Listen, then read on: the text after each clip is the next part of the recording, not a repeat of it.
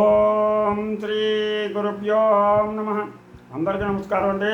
ఈరోజు మనం ఉత్తరకాండ 103వ భాగం తెలుసుకుందాం.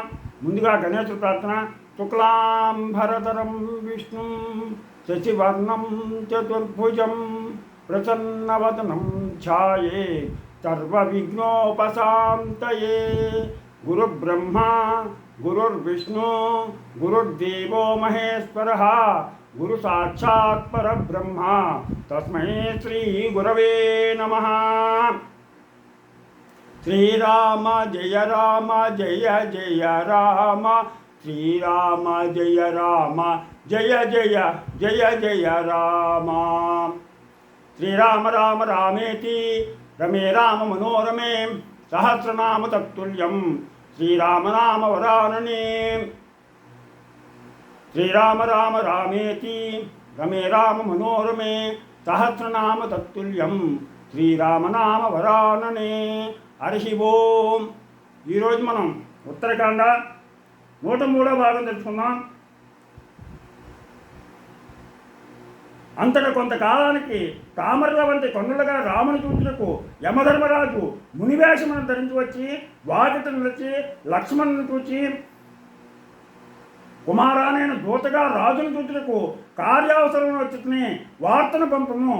నన్ను అమిత తేజస్సుచే ప్రకాశించు అతిబలుడను ముని పంపినని చెప్పగా, లక్ష్మణుడు సంతసముతో అన్నవద్దకేకి, ఓ దేవా, సూర్యకిరణ సమాన తేజస్సు గల యతి ఒక్కడు దూతగా వచ్చి మిమ్ము చూడవల్లని కోరుతుందని చెప్పగా, ఓ రాముడు, ఓ తమ్ముడా, వేగముగా తోడితమ్మనగా గొప్ప తేజస్సు గల ఆ ఋషిని సుమిత్రాపుత్రుడు లోనికి తీసుకొని రాగా, ఆ మునీంద్రుడు రామునకు దీవెననిచ్చి ఆదరింపగా, సీతానాథుడు మౌనికి అర్ఘ్యపాద్యములనిచ్చి తగిన ఆసనముల నుంచి, మహాత్మా క్షేమమా, ఈ విధముగా మీరు వచ్చుటకు కారణం ఏమిటో చెప్పుడనగా, రాఘవ, నీవును నేనును రహస్య స్థలమున ఈ విషయాన్ని ముచ్చరించుకోదగినది.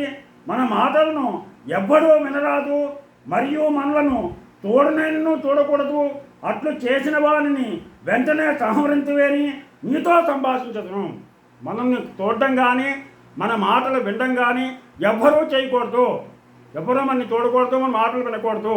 అలా కనుక నువ్వు చేసినట్లయితే నిన్ను చూస్తాను. అలా ఒకవేళ ఎవరైనా కనుక మన మాటలను దొంగచాటుగా విన్నా లేదా చూసినా వాళ్ళని నువ్వు సంహరించాలి.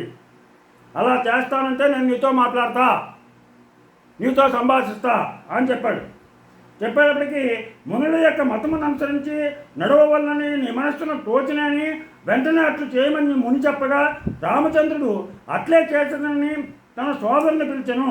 అట్లు పిలిచి సౌమిత్రుతో ఇట్లనను, ఓ లక్ష్మణ, నీవే ద్వారమును నిలబడు, ద్వార పాలకుడిని దూరముగా పంపు.